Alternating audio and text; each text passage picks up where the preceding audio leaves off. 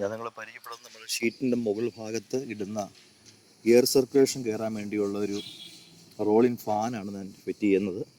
ഇപ്പോൾ നമ്മൾ കാണുന്നത് നമ്മൾ എന്തോരമാണ് ഇതിൻ്റെ വീതി അനുസരിച്ച് അതനുസരിച്ച് നമ്മൾ കട്ട് ചെയ്ത് താഴെ നിന്ന് അതിൻ്റെ ഷീറ്റ് പീസ് ഉണ്ട്. നിങ്ങൾ വളരെ ശ്രദ്ധിക്കണം. അതെന്ന് വെച്ചാൽ കോറ് വ്യത്യാസം ഉണ്ടെങ്കിൽ നമുക്കത് വെള്ളം ലീക്ക് ചെയ്യും. ഇത് കോറ് കറക്റ്റാണ്, ഷീറ്റിൻ്റെ അതേ കോറ് തന്നെയാണ്. മുകൾ ഭാഗം ആളുകൾ പറയും ഏറ്റവും ടോപ്പിൽ വെക്കണം, പക്ഷേ ഏറ്റവും ടോപ്പിലല്ല, നമുക്ക് സെൻറ്ററിൽ എവിടെ വേണം വെക്കാം.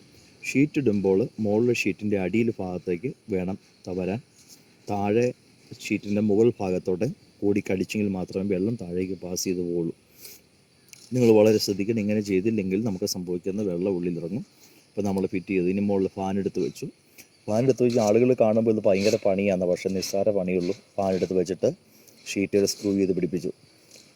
പിന്നെ നമ്മൾ സ്ക്രൂ ചെയ്യുമ്പോൾ വലിയ സ്ക്രൂ അടിക്കുന്നതായിരിക്കും ഉചിതം.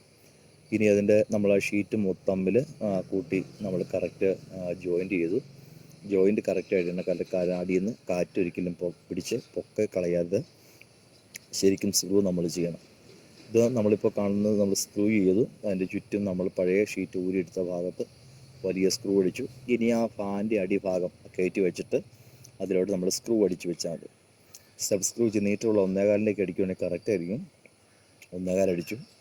അതിൻ്റെ സാധാരണ ആളുകൾ 4 വശം മാത്രമേ ഉള്ളൂ, പക്ഷേ ഒരടി ഗ്യാപ്പിൽ ചുറ്റും അടിക്കുകയാണെങ്കിൽ നല്ലതായിരിക്കും. ഇത് അടിക്കുന്നത് സാവകാശം വേണം നമ്മൾ ചെയ്യാൻ വേണ്ടി. ഒത്തിരി ഓവർലാപ്പ് വന്നു കഴിഞ്ഞാൽ ലൂസാവും. ഇപ്പോൾ നമുക്ക് എയർ സർക്കുലേഷൻ മുകളിൽ നിന്ന് താഴത്തോട്ട് കിട്ടുന്നുണ്ട്. ഇങ്ങനെയാണ് നമ്മൾ ജോലി ചെയ്യുന്നത്. നിങ്ങൾക്ക് ആവശ്യമുണ്ട് ഞങ്ങളെ വിളിക്കുക. ഏത് വലിയ ഘട്ടത്തിൻ്റെ മുകളിൽ നമ്മൾ ചെയ്യും. അപ്പോൾ MBS വ്ലോഗിലേക്ക് സ്വാഗതം. നിങ്ങൾ മറക്കാതെ നമ്മുടെ ചാനൽ സബ്സ്ക്രൈബ് ചെയ്യുക.